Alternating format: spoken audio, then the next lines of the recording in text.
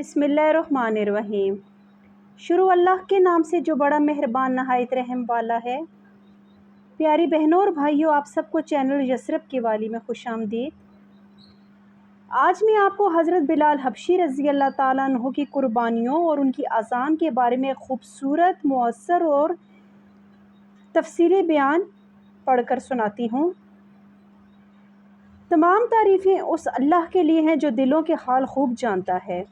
درود و سلام ہو سید المرسلین، نبی و آخر الزمان حضرت محمد مصطفیٰ صلی اللہ علیہ وآلہ وسلم پر، ان کے جانسار صحابہ کرام پر، خصوصاً حضرت بلال حبشی رضی اللہ تعالیٰ عنہ پر، جنہوں نے اسلام کے لیے بے مثال قربانیاں دیں۔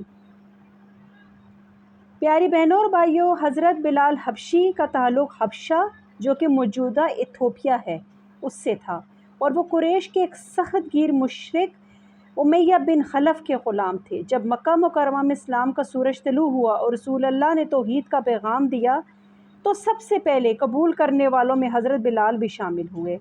وہ توحید کے ایسے سچے پروانے تھے کہ اپنے آقا کے ظلم و ستم کو برداشت کرتے رہے، لیکن زبان پر ہمیشہ احد احد یعنی اللہ ایک ہے، اللہ ایک کا ورد جاری رکھا۔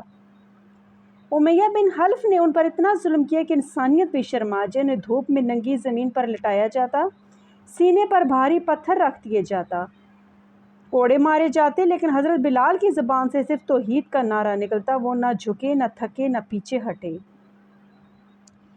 پیاری بہنوں اور بھائیوں، جب حضرت ابوبکر صدیق نے ان کا یہ حال دیکھا تو انہیں امیہ سے خرید کر آزاد کر دیا۔ اس دن سے حضرت بلال اسلام کی آزاد سپاہی بن گئے اور نبی پاک صلی اللہ علیہ وآلہ وسلم کے نہایت قریبی صحابیوں میں شامل ہو گئے۔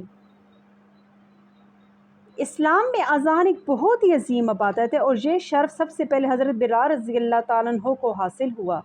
جب نبی کریم صلی اللہ علیہ وآلہ وسلم نے مدینہ منورہ میں اسلامی ریاست قائم کی تو نماز کے اوقات کے اعلان کے لیے اذان کا طریقہ مقرر کیا گیا۔ آپ صلی اللہ علیہ وسلم نے فرمایا، بلال تم اذان دو، کیونکہ تمہاری آواز بلند ہے اور دل میں بہت ہی ایمان مضبوط ہے۔ حضرت بلال رضی اللہ تعالیٰ عنہ کی اذان میں ایسی روحانیت، ایسی طاقت اور ایسا اثر تھا کہ صحابہ کے دل کانپ جاتے، آنکھیں نم ہو جاتی اور لوگوں کا دل نماز کی طرف کھنچ جاتا۔ ان کی اذان گویا ایمان کی پکار تھی، اللہ کی طرف پکارنے والے، بلانے والے صدائے حق تھی۔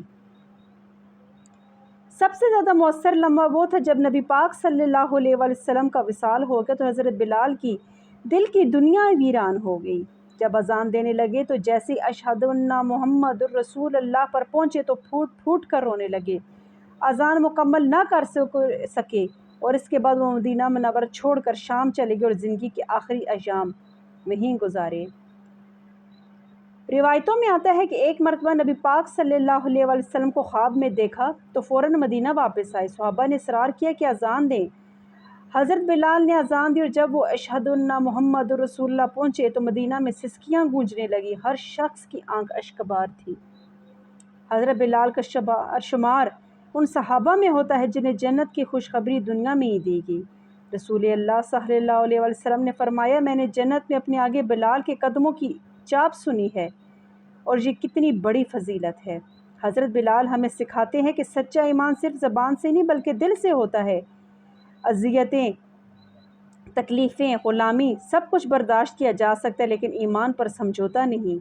اللہ ہمیں بھی حضرت بلال جیسا سچا، ثابت قدم، وفادار اور صابر مومن بننے کی توفیق عطا فرمائے۔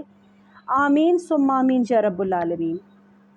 پیاری بہنوں اور بھائیوں، آپ سب سے گزارش ہے کہ میرے چینل کو سبسکرائب کریں۔ میں ایک بار پھر اس بات کو دہراتی چلوں گی کہ میرے پاس مطلب ہے کہ آواز اس طرح کی مجھے نہیں پتہ کہ آپ تک کس طرح مطلب ہے کہ آپ سنتے ہوں گے۔ میرے پاس نہ وہ کچھ ایسا بیک گراؤنڈ ہے، نہ کوئی ایسی جگہ ہے، نہ ایسا کوئی مائک ہے کہ جس میں کھل کے مطلب ہے کہ بول سکوں، میری آواز کلیئر ہو۔ پیاری بہنوں اور بھائیوں، مجھے امید ہے کہ آپ کو میرا یہ بیان پسند آیا ہوگا اور آپ میرے اس انداز بیان کو پسند کریں گے اور میرے چینل کو سبسکرائب کریں، کیونکہ میں یہ جو کچھ آپ کو سناتی ہوں، پڑھ کے سناتی ہوں، جو کچھ میرے علم میں ہے، میں صرف ایک صدقہ جاریہ سمجھ کے کرتی ہوں، کیونکہ اس دنیا میں نہ صحیح آخرت کی زندگی جو ہمیشہ رہنے والی زندگی، اللہ پاک اس میں اجر و ثواب دیں گے اور اس کا صلہ دیں گے، کیونکہ یہ تو صدقہ جاریہ ہے۔ دین کی بات پھیلانا بھی صدقہ جاریہ اور بہت بڑا صدقہ جاریہ ہے۔ شکریہ۔ السلام علیکم ورحمۃ اللہ وبرکاتہ۔